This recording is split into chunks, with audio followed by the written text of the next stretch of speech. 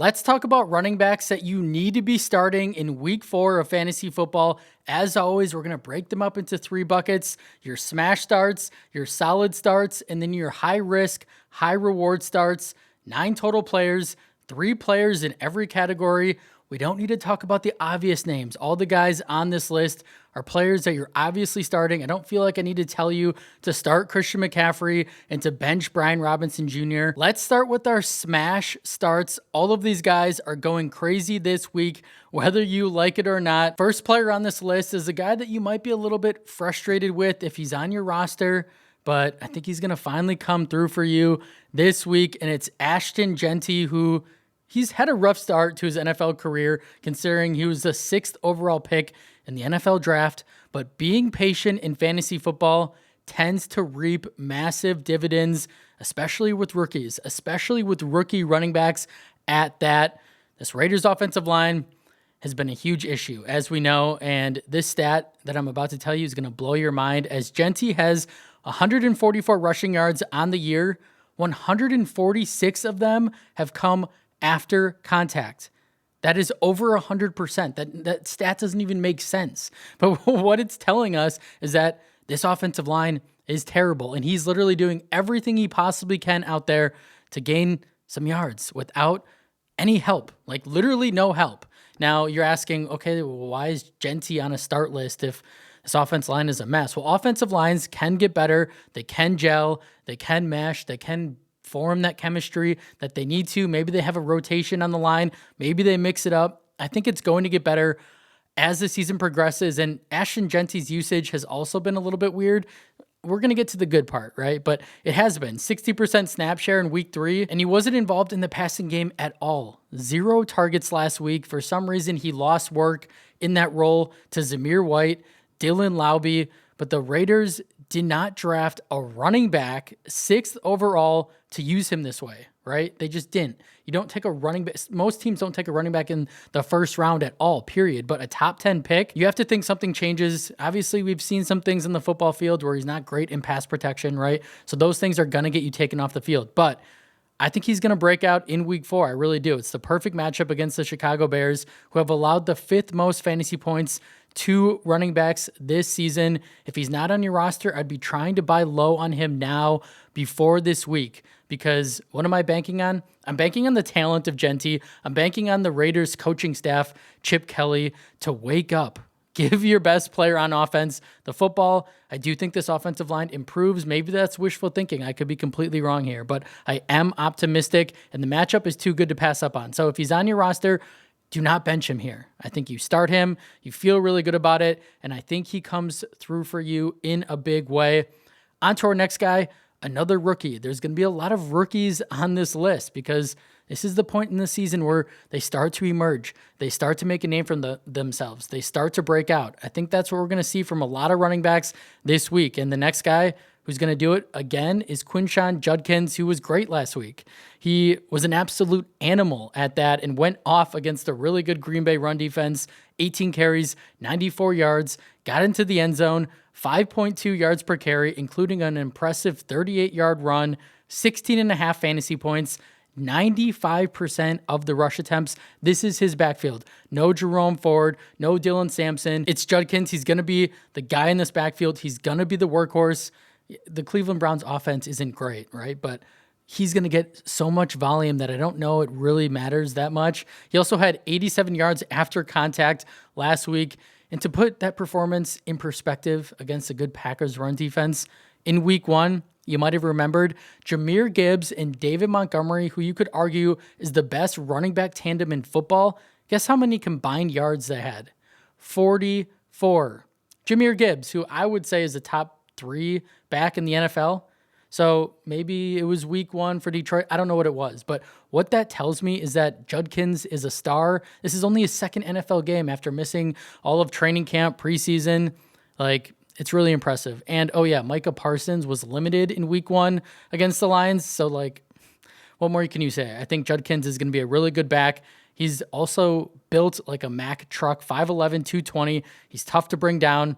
He's going to be the dude in this backfield for Cleveland.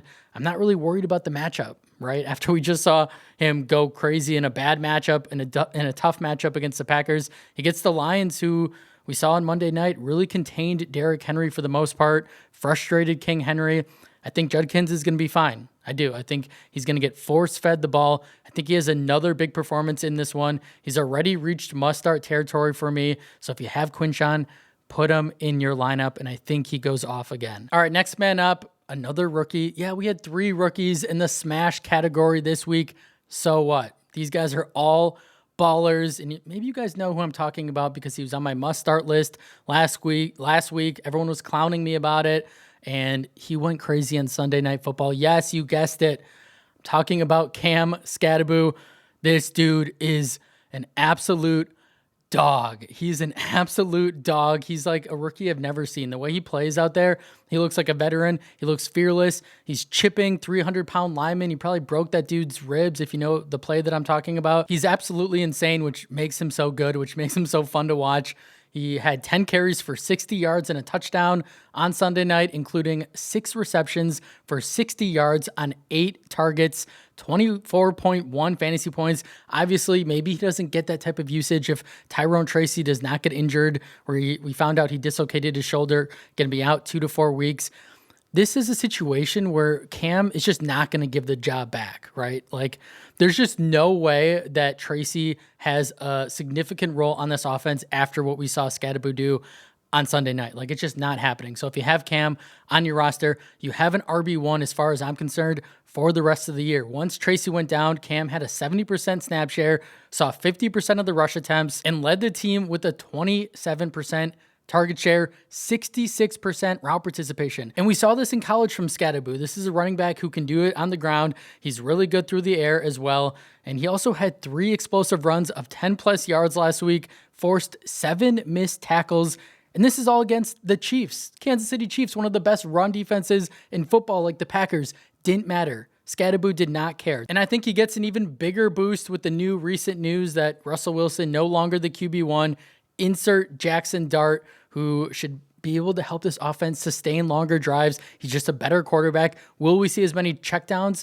Who knows? We don't really know. But Dart is a threat to run the football, which could open up even more lanes for Skattebo. This week, he gets the LA Chargers, who are stingy against the run, but Cam is going to be the workhorse on this offense. I think this offense as a whole looks better with Dart under center. So yeah, if you have Cam on your team, congrats. Plug him into your lineup, and he should ball out once again. If you guys are rocking with me, if you guys like this content, if you like what we're doing here, consider dropping a like, leaving a follow. Really appreciate it. You guys are the absolute best, seriously. All right, moving on to the solid starts category.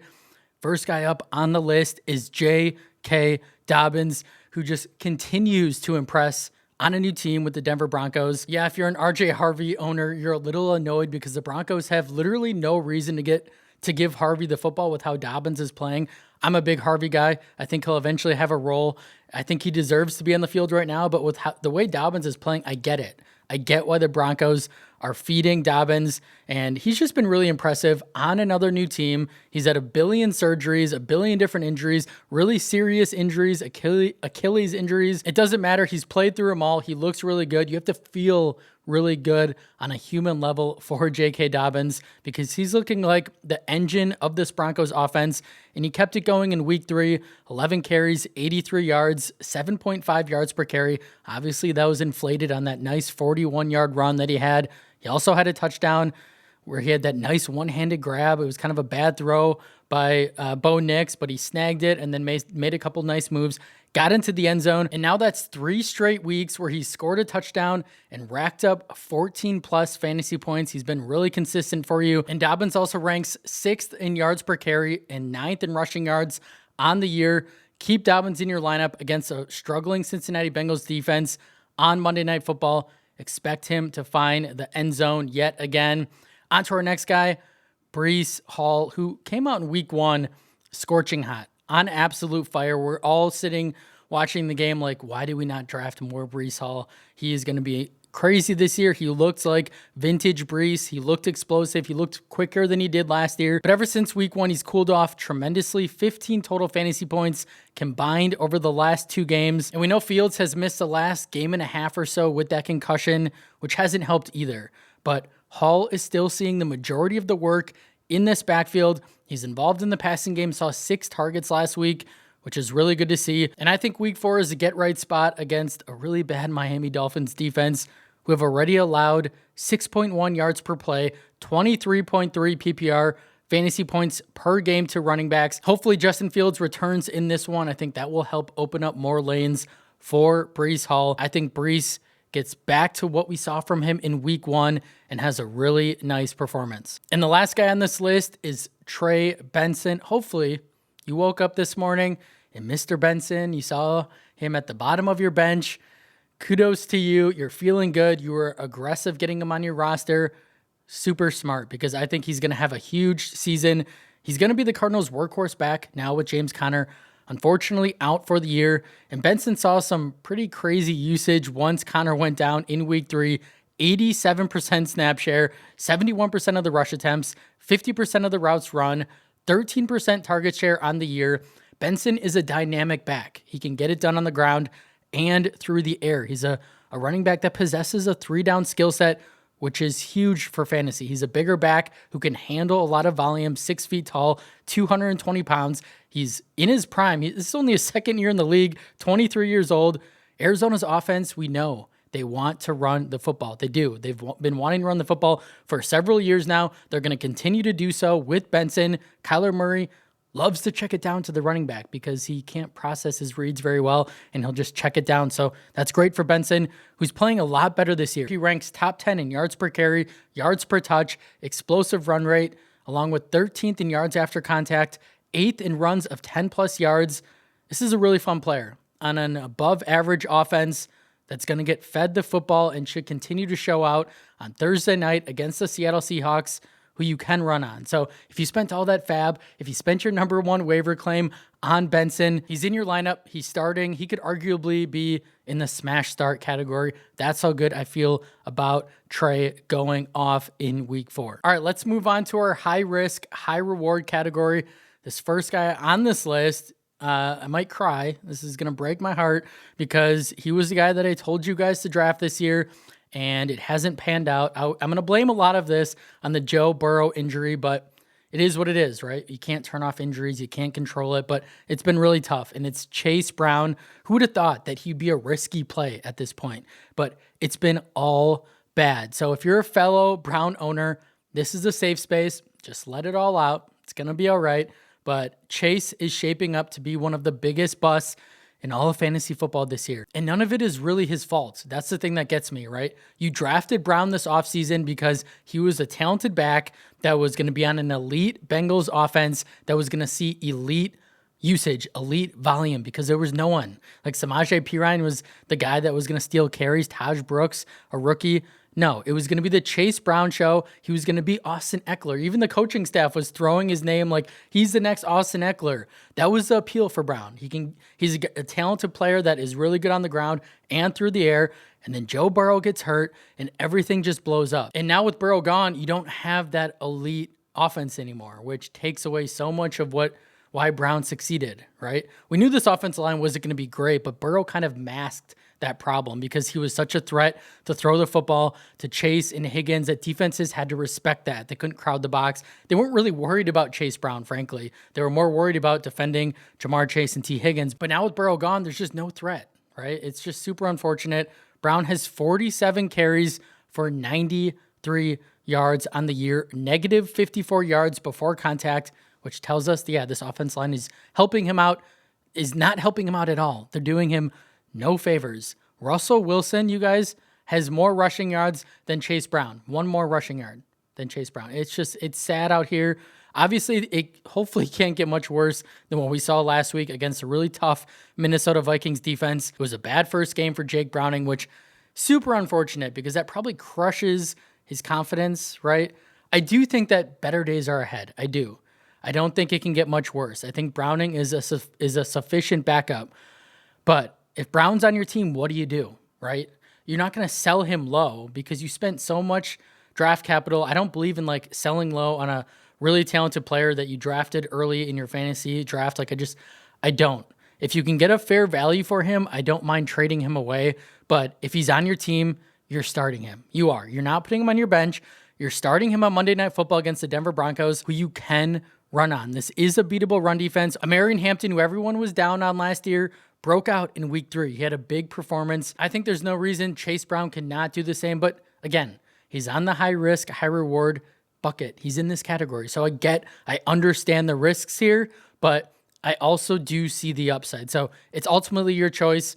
If you're willing to take the risk on Brown this week, I think he could come through for you when you need him the most on Monday Night Football. All right, moving on to our next guy, Bay Shul-Tuten, who found the end zone for the second straight week, only played 18% of snaps. I don't think that was because he hasn't earned a larger role. I think that was an injury issue because last week, if you remember, he was dealing with a shoulder injury. He was practicing with a non-contact jersey all week. So they were being safe with maybe their future RB1. They didn't want to risk it. So he had a smaller role. But my expectation is that he's going to have a bigger role in week 4. We know how explosive, efficient, special of a player Bay Shul is. Imagine what he's going to look like when he starts to see the field more often. Travis Etienne really hasn't run away with the RB1 job either. Like he hasn't really impressed you where it's like, oh, Tuten's never going to see the field. No, Tuten's going to see the field. He's Liam Cohen's guy.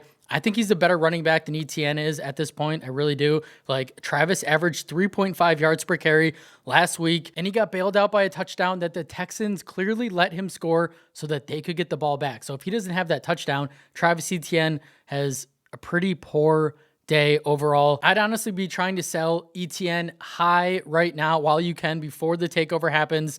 And if you really need a guy to plug into your flex, look no further than Tuten, who even in a tougher matchup against the San Francisco 49ers, just lost their best player on defense in Nick Bosa, who just tore his ACL. I really like Bay Shul. At worst, he should be stashed on your bench. But if you need a guy, a high upside guy that could score a touchdown again, that could see more work this week and produce, then yeah, I'd be putting Bay Shul in your lineup, in your flex spot, and I think he comes through for you. I really do. And our last guy on this list, TreVeyon Henderson. Yeah, it's been the rookie running back show. There's been a lot of rookies, but I think a lot of these guys are going to really break out, really establish themselves. And some of these guys like Judkins, Scadaboo have already kind of broken out, but it's an exciting time for rookie running backs. I'd be buying low on all of these guys if you can. And we know it's been the Ramondre Stevenson show in New England, but guess what he's doing again that he did last year that the coaches hated? He fumbled. He fumbled twice in this game against the Steelers and essentially cost the Patriots the victory. I'd expect Henderson to be more involved going forward because of the fumbles and just because he's a second-round talent that they really like who needs to be on the football field more often. And we got a sneak peek of it last week as Henderson saw 84% of the snaps, 90% of the rush attempts, and 71% of the routes in 3 drives after Stevenson and Antonio Gibson both fumbled. And those 3 drives resulted in 5.7 fantasy points. That's pretty good, right?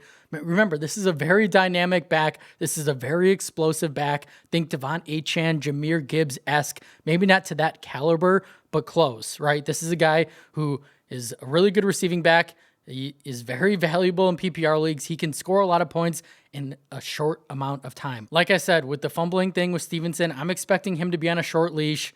If you're in a pinch this week, Henderson is a sneaky play. He could have his breakout game, his breakout party this week because I'm assuming after what we saw last week with all the fumbles, Henderson's going to have a bigger role. And the matchup is great against the Carolina Panthers, who have allowed 5.4 yards per carry this season. TreVeyon Henderson is coming. He's coming for the RB1 job, and I think week 4 is when we see him earn a bigger role because of what happened last week and because of the talent profile, the player that he is. He's the best running back on this roster. Just give him the football, New England coaching staff, please. That's all I have for you guys today. Thank you so much for watching. I appreciate each and every one of you. Let's keep crushing it this year. Leave all your comments down below, and I'll see you in the next one.